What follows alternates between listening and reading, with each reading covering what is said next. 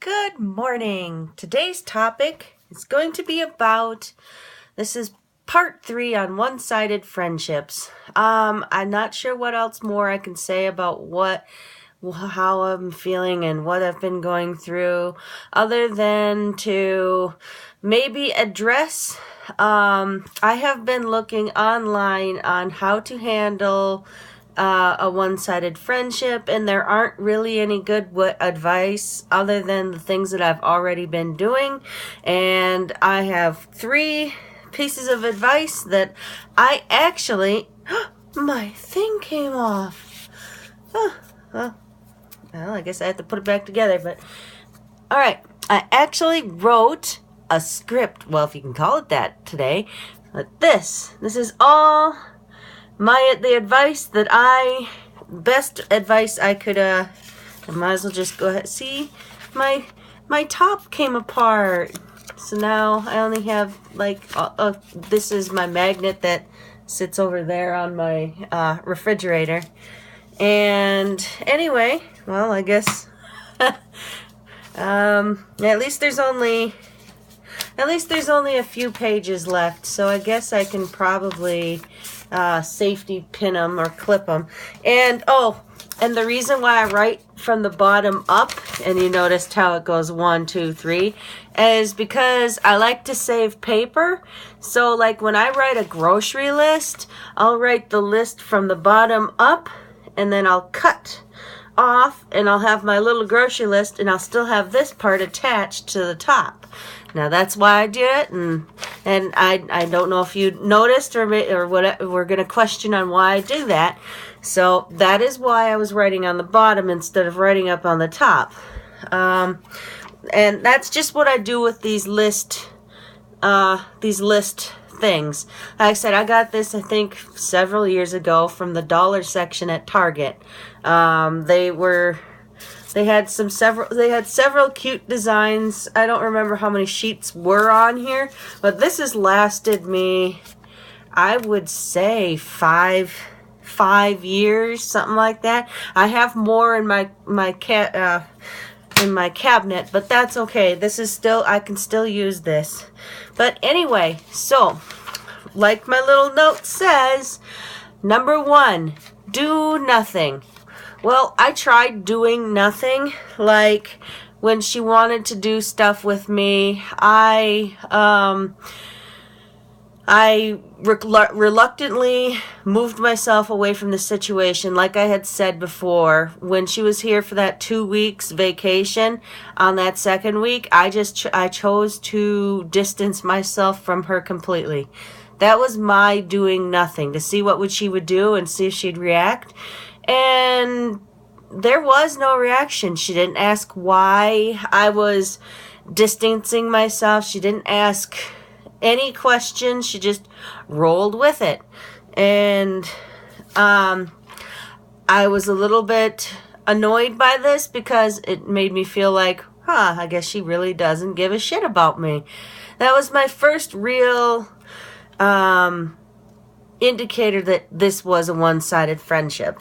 And like I said before, this friend has been my friend since early elementary. I mean, like since 2nd grade, and through my moving and all that, she still tried to keep in contact with me when we were younger. And then as adults, we still kept in contact. And I guess the friendship, if I think back, has kind of always been a little bit on the, there may have been a time when she and I were actually really good friends. Like we used to do things like all the time. I was at her house and we'd hang out. She'd come she never really went to my house because when I moved back down to south, to the southern part of Minnesota, I was living in a city that was 30 miles away from where she was living. So, and she was still living at her parents' house then, just like I was. But my parents' house was 30 miles out of town, in a different town. So we would always do things at her place, not because I didn't want to do things at my place. She was always, when we first as when we first became adults and stuff, she was a little bit more skittish about driving. She didn't like driving 55 miles an hour.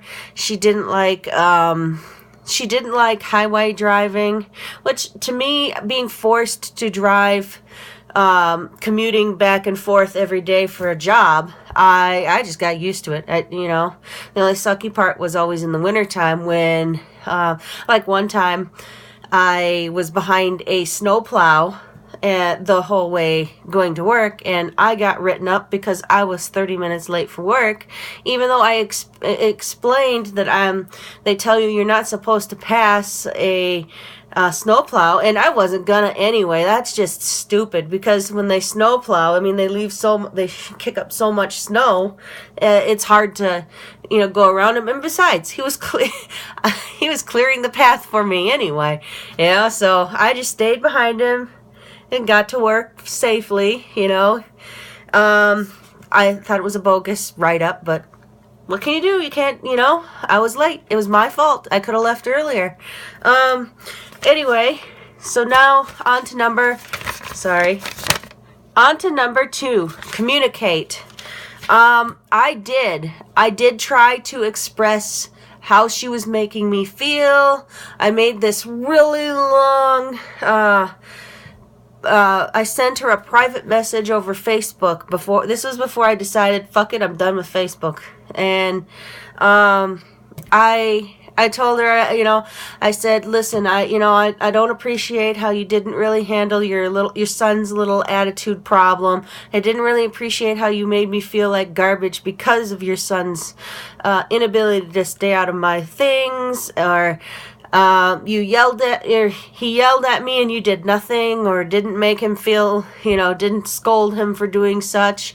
And then I was like, well, and then you made that comment about how another person that you knew for less time was your oldest and closest friend. I said that made me feel really bad. Like, do you not see us as friends? And I laid it all out there, and I said, I really want us to be friends. I want us to work as friends as like we used to. And, like when you write a private message, I don't know if this is like on the standard, but I use Messenger as my message app for Facebook.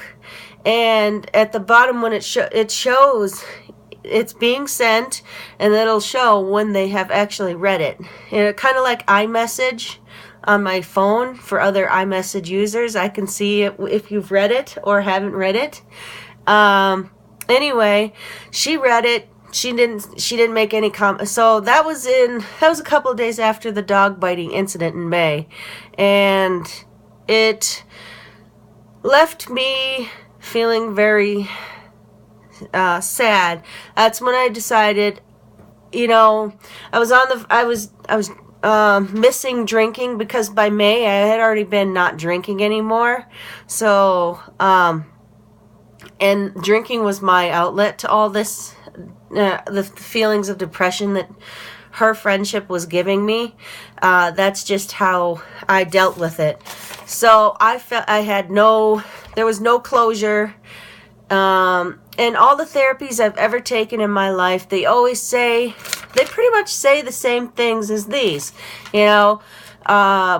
Do nothing at first, see what happens, communicate, reach out to somebody, do something like that. And so anyway, she was ignoring all of my reaches to try to fix this friendship. And now we're on to 3. Try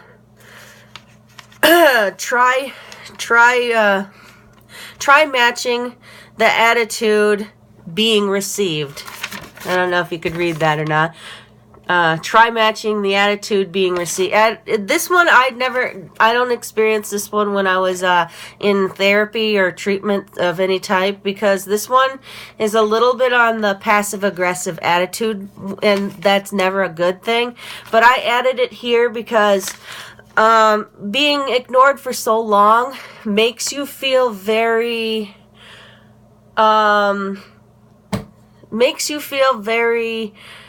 open, exposed, depressed, sad. You're left wondering why. With people who don't express their feelings, you know. So I started, I mean, and my kids even told me this one, you know, do what she does to you, Mom. You know, when she writes me a long text message complaining about how her husband's, you know, how she's going through some emotional stuff dealing with her husband. And I really tried it, and I felt like garbage every time I did it. But I wrote, that sucks. That was it. And I didn't write it in that shitty text that she writes in. Not DAT and then SUX or, you know, stuff like that. I hate when people type like that. It's unprofessional and very stupid. I mean, you can write out the proper way that you were taught how to do it in school. You're not 15. I can see a 15-year-old writing that way because they're 15 and they're trying to express themselves in a way that an adult doesn't. And, you know, trying to make a difference on how they are versus an adult, you know. But as an adult, no, that's just stupid. But anyway, I tried all those things and none of it works. That did not work one bit at all. So I'm basically left with the same thing again. Number one, do nothing. I'm not going out of my way to talk to her. I did try sending a couple texts just to fish around and see if she actually would, oh, I don't know what the right word is. You know, where like you start a sentence and then you leave it open, you know, a sentence, a conversation starter. Like what I said, I would love to go see Max Steel, or, you know, and then you ask, if you don't know what it is, say, well, what is that? I mean, all my other friends, I sent them all a similar text. And most of my other friends replied back, what is that? And then, you know, then the conversation can go from there. And then I can ask, well, what movie would you like to see out in the theater? Because I don't have similar interests with a lot of my friends on movies and stuff. Because I'm kind of the sci-fi nerd, and they're more of the chick flick drama movies. And anyway, I just figured I would show you the thing that I actually...